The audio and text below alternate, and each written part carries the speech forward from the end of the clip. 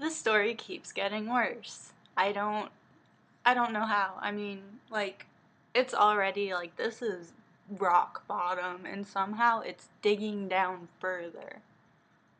I don't know how it's possible, but it is.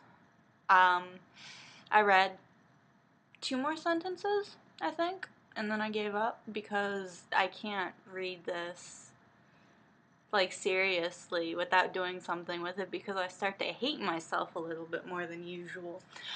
So, here goes part two. Um, there's a little bit about Shizuku having no idea what they're talking about after going on about how gorgeous this man is, and it's only afterwards that he's like, what the fuck are they talking about? Castle? Why don't I live in a fucking castle? That'd be my reaction, actually. But here we go. There are other incubi. Shizuku is only a child. He's not fit to be your partner. Shizuku? Is that his name? How adorable, the man said, smiling happily. Thank you, Shizuku said, bewildered. He felt himself blush. It was most likely because the other man's face was still so close to him. Shizuku had an idea of how cute he was.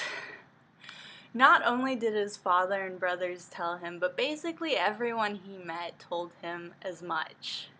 Ever since he was little, there were people who would try to kidnap him just because he was cute. A few men had even told him they loved him and tried to attack him, so he couldn't deny the fact that he was attractive. Shizuku wanted to become a masculine man like his father, so he couldn't bring himself to love his own feminine face. And because of that face, bad people would always approach him, so he just thought it was nothing but trouble. His beauty is a fucking curse. This is real literature that is making money. Just stop and think about that for a second, if you're a writer. Yeah, there's a lot of rage there. I understand. I feel it too. But anyway, it looked like this man was another one of them.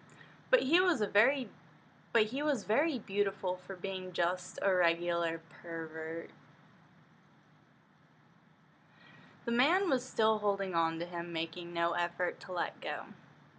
Usually his father wouldn't permit such a situation. As soon as he saw how much Shizuku was trying to get away, he should have been helping him.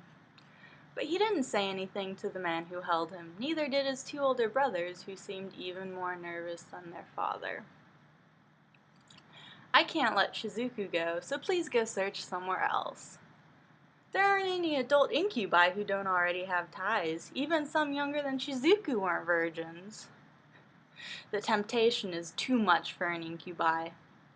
That's why Shizuku is perfect. His beautiful face, his beautiful expressions, his beautiful body, and he's a virgin. Fantastic. He's my treasure. I won't give him up. There's still time before the mating season, isn't there? I'm sure you can find a virgin incubus before then. No. I want Shizuku. Only him. I'm afraid that's not possible. I'm the Demon King.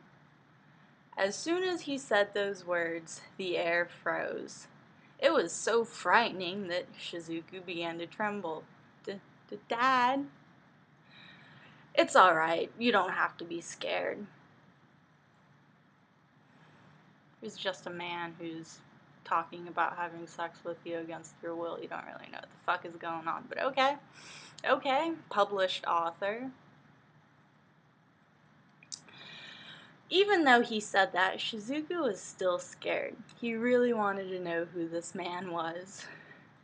Who is he? And what are you all talking about? I don't get any of it. He's not a quick learner. Well, it's no wonder. We haven't told you anything about the demon world, and we've raised you as a human. Demon world? Yes, we're actually from the demon world. So, you mean we're not really Japanese?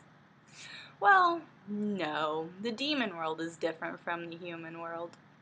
You mean the demon world, like you see in movies and books, is real? Yes, humans very rarely go there, and they're loudmouths, so we try very hard not to get noticed. We've lived here for 17 years and no one suspected us, right? Well, I guess not. So who is this guy? Shizuku nodded towards the man. My name is Duga. Duga? What a strange name, Shizuku thought as he tilted his head. But if he was to believe him, then this man was the Demon King, and in that case, it would be expected that he have a strange name. Whoa, there are horns on his head. He had been so entranced by his face he hadn't noticed them until now. Two thin, twisted horns protruded from Duga's head. Those are horns, right? Without thinking, Shizuku reached out and touched them. They were hard and almost felt like they were ceramic or something. I'm just thinking of that whole Homestuck thing about troll horns, and I hate this story. Shizuku's family stiffened as Duga looked at Shizuku, but there wasn't a trace of anger on his face. Feel better now? Yeah.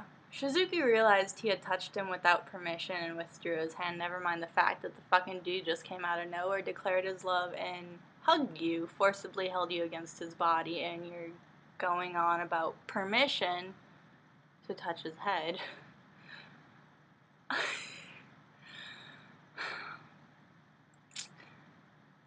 His father looked at the two of them and sighed.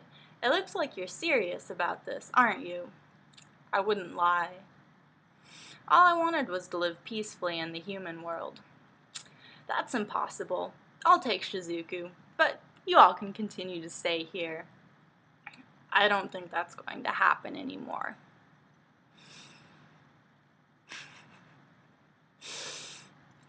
Duga snorted at Shizuku's father's furrowed brow.